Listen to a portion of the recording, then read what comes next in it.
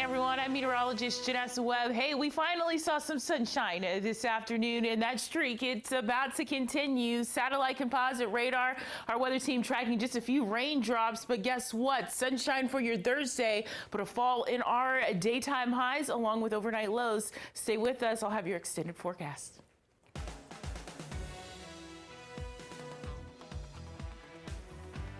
We survived the pandemic. We're going to survive this minor wrinkle in our history. Straight ahead on DC News Now at 9, even in the face of a fire, a legendary Georgetown Jazz Club vows to push through tonight when the owner hopes to reopen. And incredibly disappointing, strong words from Maryland's governor over the selection process for a new FBI headquarters. But the community itself remains optimistic. More on the changes sparking controversy. Plus, school safety concerns on the rise in Alexandria. Tonight, how school leaders are working to reassure the community. Good evening. Thank you so much for joining us for DC News Now at 9. I'm Tasmin Mahfouz, and Chris Flanagan has a night off. Our top story tonight, a legendary jazz club in DC is promising to reopen after a fire in the attic led to water damage last night. Fire crews responded to Blues Alley Jazz in Georgetown after calls for smoke coming out of the building. That's where our Mariel Carbone joins us live. And Mariel, you spoke to the owner today. He believes they'll be back up and running again soon. Yeah, he's optimistic that by Tuesday he can reopen. Now, the fire department tells us they estimate that there was about $50,000 worth of damage to the club, but the owner, he's not letting that get him down. That's why he put this sign up out here today that says, "Like a phoenix, we will rise." Down a back alley in Georgetown sits the legendary Blues Alley Jazz Club, the longest running jazz supper club in the nation's history. If these walls could talk, virtually every performer imaginable, from Miles Davis to Wynton Marsalis, has performed at this iconic venue. But Tuesday night, the walls would tell a different story. As multiple fire trucks packed the alleyway, responding to a call for a fire in the attic. We had no inkling that there was anything going on. It was apparently something smoldering in our attic. Harry Schnipper is the owner and executive director of Blues Alley Jazz. He says he was inside preparing for an act to go on when someone pointed out the smoke outside. I thought it was A, a joke, and B, a false alarm. Fire crews cleared the building using hoses and water to put out what was burning on the second floor. This is the aftermath, a charred roof, and inside some holes in the ceiling, a damaged sound system, and wet carpet. The only thing we appear to have is water damage. There's no soot, there's no smoke damage whatsoever, and all we're going to do is try to remediate the water in the next 24 to 36 hours.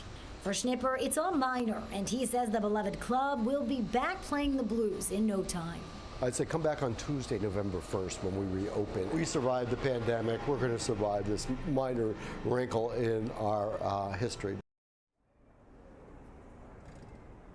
And now with the club closed for the next few days, a few acts did need to be canceled. In fact, we talked to one gentleman out here. He thought it was still open. He came all the way from Germany, so a little disappointed that he couldn't get in here tonight. But the owner does say he's going to reschedule those acts as soon as possible. Reporting live in Georgetown tonight, I'm Mariel Carbone, DC News Now. Mariel, thank you. And developing at 9, a double shooting investigation is underway in Southeast D.C. This all according to our partner DC Real-Time News. And you're looking at the scene right now on Alabama Avenue off of Suitland Parkway. Police were called just before 7 p.m. At this time, there's no word on any suspects. Of course, be sure to stay with us for any updates. And new tonight, the Maryland State Police Department is facing a class action lawsuit for allegations of racial discrimination.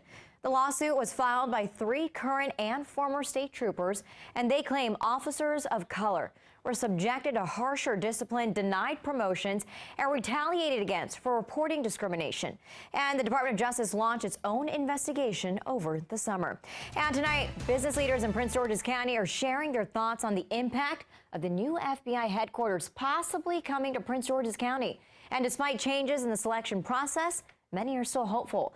Our reporter Yamari Sase covers Prince George's County for us. She spoke to the county's Chamber of Commerce to learn about the impact this could have.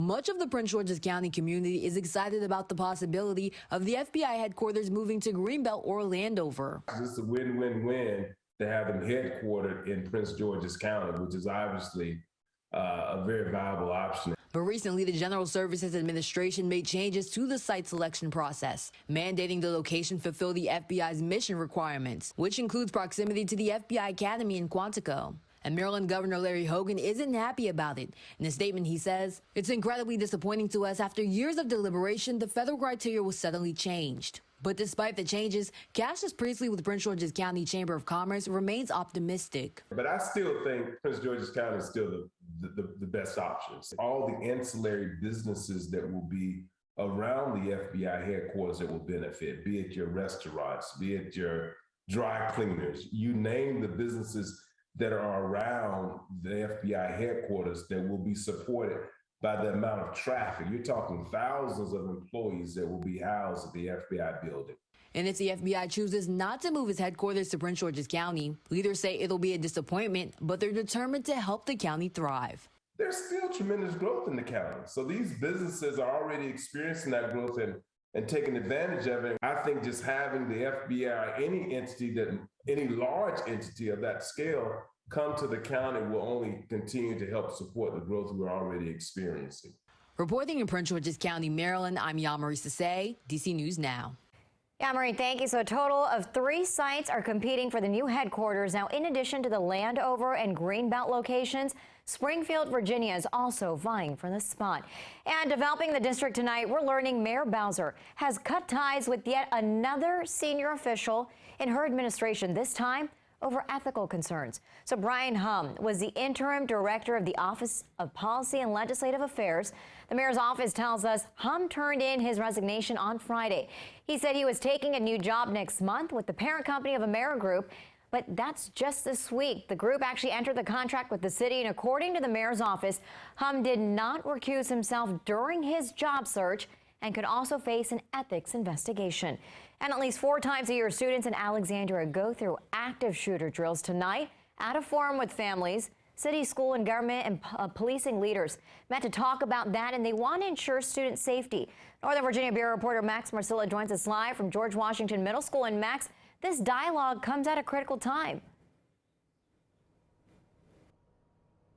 Well, it really is, because there was a survey that came out that found every group, students, parents, staff, they all felt safer in 2021 in Alexandria schools than they did in 2022. So with that as the backdrop, this forum was all the more important. They did discuss those active shooter drills, but the panelists also discussed how ACPS is responding to fentanyl use by students, also the risks of social media and misinformation spreading rapidly, and physical changes to the building. One of those, at least suggested or asked about by parents, was whether the district would install metal detectors, and ACPS did not rule it out.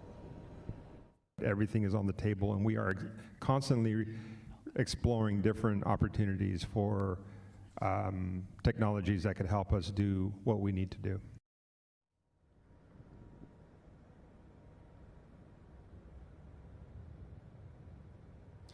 And coming up at 10 o'clock, we're going to take a closer look at some of the issues discussed tonight and hear from a parent about if she feels the messages from the school administrators came across well. Reporting live from Alexandria, Max Marcilla, DC News Now. All right, let's check in with Chief Meteorologist Janessa Webb. Janessa, you said Thursday's your pick day. Yeah, it still is my pick day, and actually saw finally a little glimpse of sunshine across our western communities this afternoon. And finally, we're going to see this front clear our region and see more sunshine across the board. Right now, you can see on our current radar what is called an outflow boundary making its way across the district. And that allows us to see that the front is starting to cross our area. Associated with this front is a ton of clearing, but winds. They're definitely going to be on the gusty side as we head into tomorrow. So any bands of moisture now filtering into Baltimore, and you can see this is just pretty much a ground clutter. So for the rest of the evening, the bulk of us, hey, we're going to sit on the dry side, and that's the wonderful news. Temperatures across the board still fairly mild across the west all the way into eastern counties. Official highs today did not reach that 70 mark, and it was due to the insulation of the clouds, but the temperatures, they are going to continue to fall. You can see out towards the panhandle of West Virginia, Kaiser, all the way into Cumberland, currently at 54 degrees. So waking up tomorrow, you're actually going to continue to watch our temperatures in the upper 50s in most locations. By 9 a.m., clearing skies in the lower 60s. So looking at a fantastic Thursday afternoon. Now, everybody's asking me about your Halloween forecast, and it does look like we're going to deal with another storm system that is going to quickly head our way across the DMV region. And unfortunately, kiddos and parents, you're going to have to deal with trick-or-treating on the scattered rain shower side. So plan accordingly. We'll go with mostly cloudy as you're stepping out the door, but temperatures are going to continue to hover in the 50s. Now, this means I don't want to get too far ahead of myself. What are we expecting for the weekend? We'll look at that forecast coming up.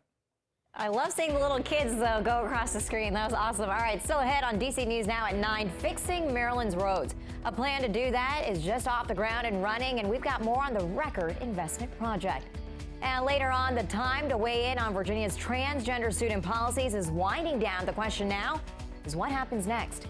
We have those details coming up. Stay with us. You're watching DC News Now at 9, covering the news where you live from Washington, D.C. to West Virginia. Stick around. We'll be right back.